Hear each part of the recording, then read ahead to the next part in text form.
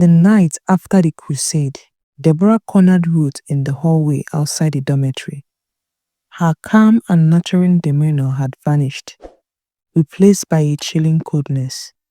"You have made a grave mistake," Deborah hissed, her eyes narrowing. "Do you think you are free now?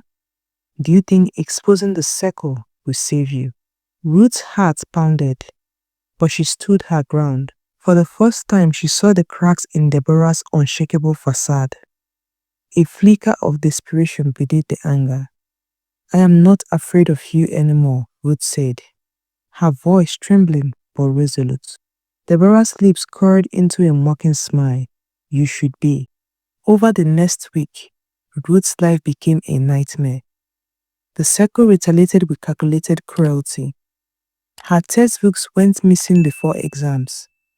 Malicious rumors spread about her, and threatening notes appeared under her pillow. One evening, Ruth found her locker vandalized. On its door in bold red letters was written, "Traitor." But that wasn't the worst of it. The circle was planning something bigger, something that would ruin Ruth for good. Despite the fear, Ruth refused to back down. Ruth wasn't entirely alone. Miriam, the girl whose bravery had led to Esther's expulsion, quietly began to support her. "They will stop until they destroy you," Miriam whispered one afternoon. "But you don't have to fight them alone."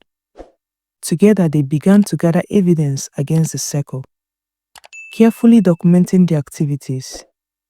Ruth used her free periods to write down every detail she remembered about the secret meetings, while Miriam discreetly observed the remaining members. The final strike came when Ruth was summoned to the principal's office.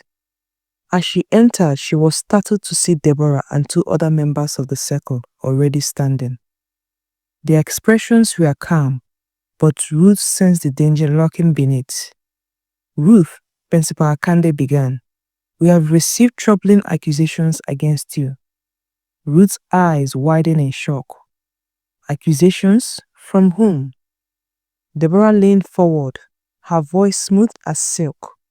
"We have evidence that Ruth was the one orchestrating these so-called secret meetings and attempting to blackmail other students." The principal frowned, glancing at Ruth.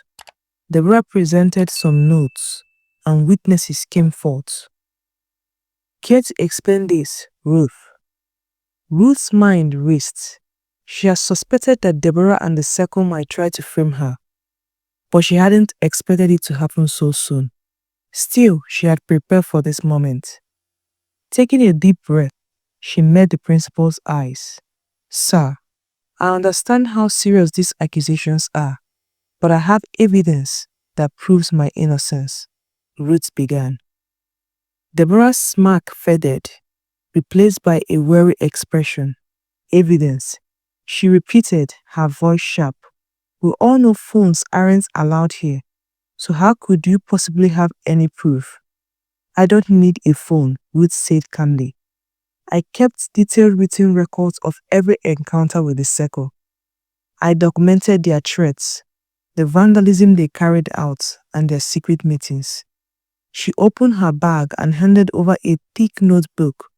"I also found something that I believe you should see." The principal flipped through the notebook. Each page contained precise dates, times, and description of events, along with the names of those involved.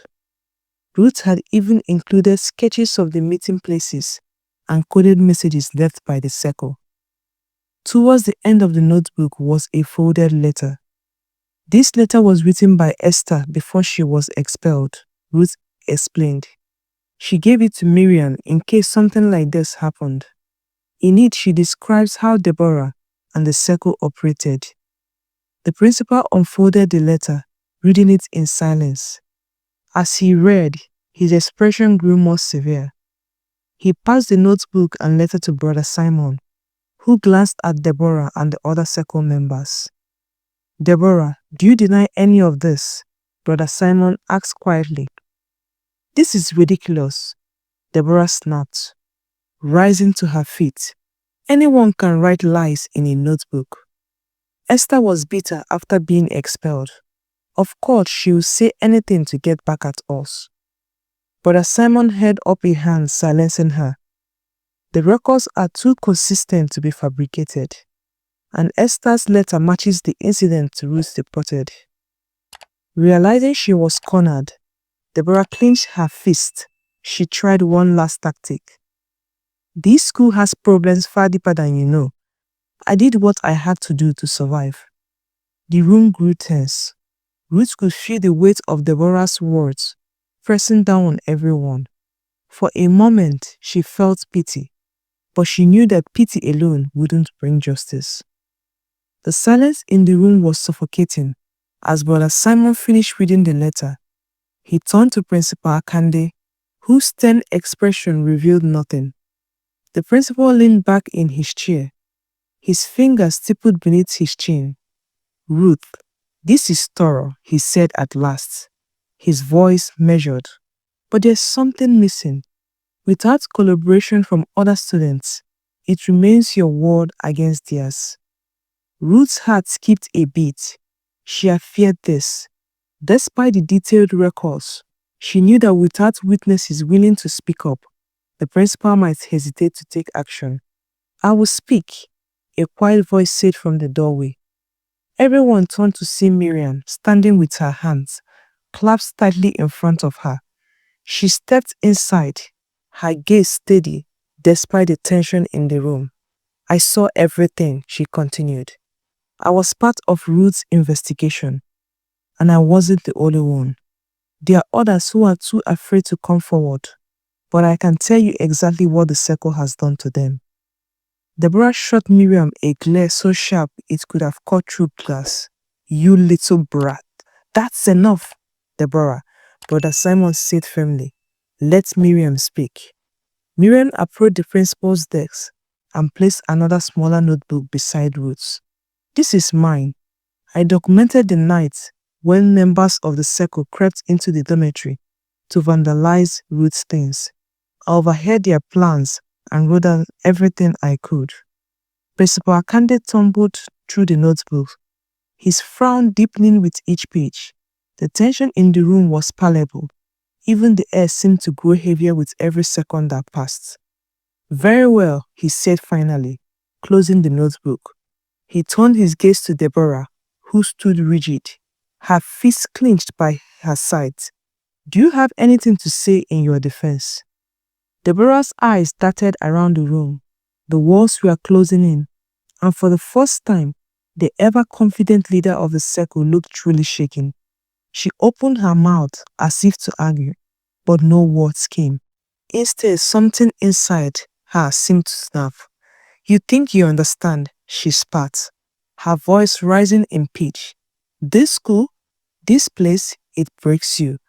I didn't want to be the way I am. I didn't want to hurt anyone. But when you are powerless, you do whatever it takes to survive." Her voice echoed through the room, the raw emotion in her words stunning everyone into silence.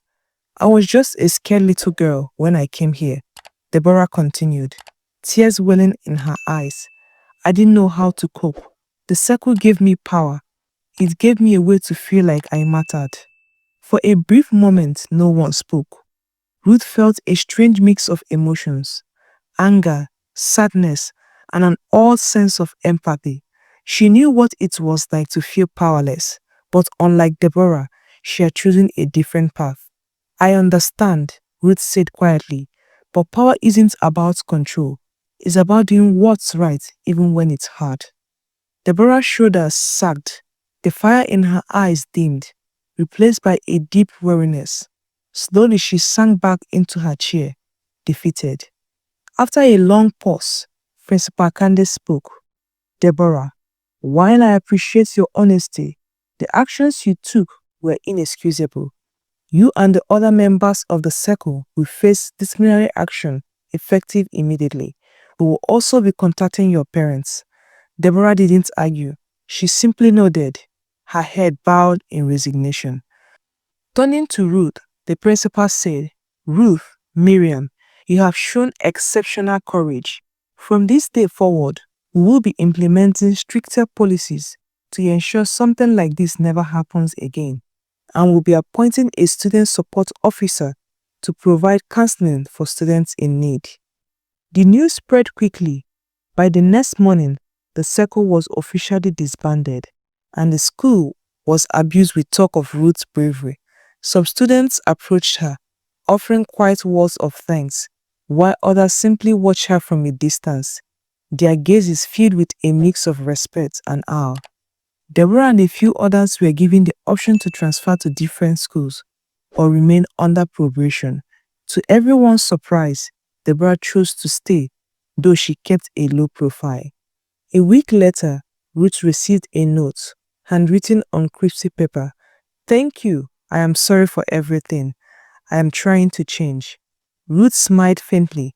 She didn't know if Deborah could truly change, but she hoped so.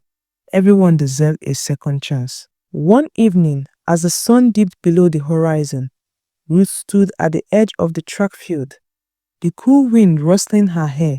She breathed in deeply,